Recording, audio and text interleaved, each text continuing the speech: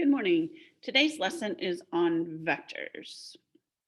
So first of all, we need a little bit of terminology. So what is a vector? A vector is actually a directed line segment. So when you see a vector, it will have a point and it will have an arrow on the other end. That arrow is not a ray. It does not mean that it's going forever in that direction. So it does have both magnitude and direction. So if you watch the little clip that I had posted, you can see that it does have a little bit of math background. So magnitude is your length, direction is which way it is going.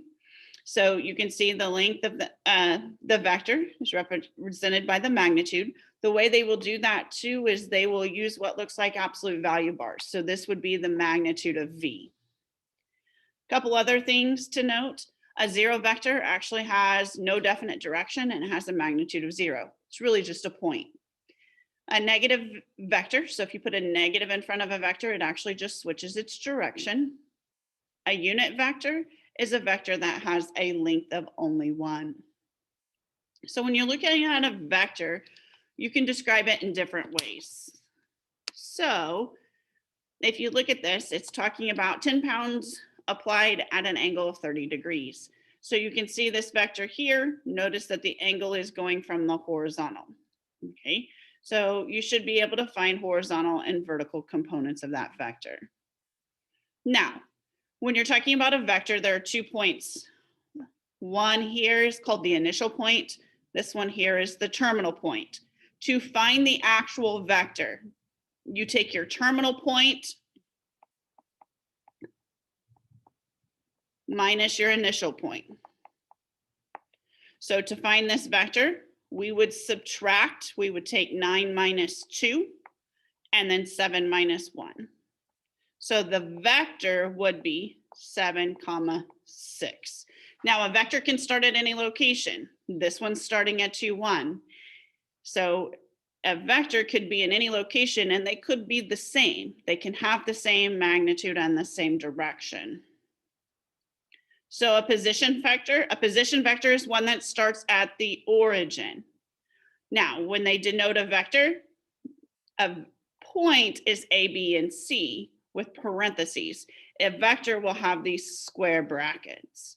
So if you're looking at a vector will have square brackets, or it will be denoted, and this is showing you a 2-dimensional and a 3-dimensional.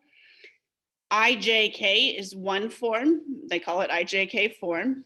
You can have the square brackets, or sometimes they're written even in parentheses up and down vertically, where this is your X component, this is your Y component, and this is your Z component. So they can be written that way as well. When you're talking about magnitude or the modulus of a vector, you're really talking about that length. Now, what is length? Length is like doing the distance. Well, in the last section, you did do the distance between points. This is the distance or magnitude of a vector. This is 3-dimensional. Here's 2-dimensional. Really, square root of your X component plus your Y component plus your Z component.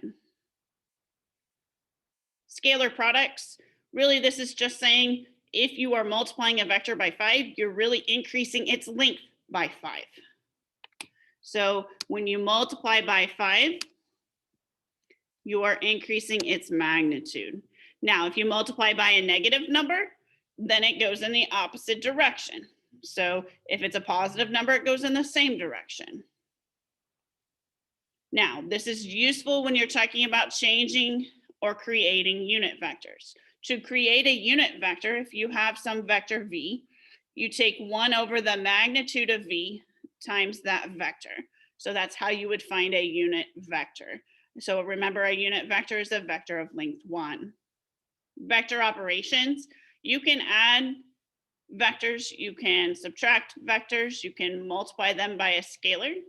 So all of these different things you can do. Remember that when you take and put a negative in front of a vector, it's switching its direction. The last part of this that you're going to have to be able to do is define the dot product. This is dealing with 2 dimension, but it works with 3 dimensions as well.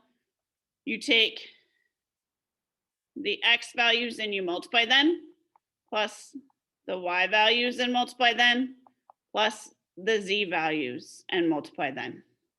So if you're talking about vectors, your vector would be A1, B1, C1, and another vector, call it U, might be, oops, let's change that. How about A1, A2, A3, and B1, B2, and B3. So if you are doing the dot product, you are multiplying, these are your X values, these are your Y values, these are your Z values, and then adding them together. Now, the notation, it does look like a bigger dot here. It's not just a little dot. Okay. What is that used for? That is used to find the angle between vectors. Notice you have your dot product here. On the bottom, you have the magnitude of A times the magnitude of B. And then you have to do the inverse cosine to find your angle. I hope this gives you a little introduction to your vectors. If you have any questions, please make sure that you send me an email or a text. Have a great weekend.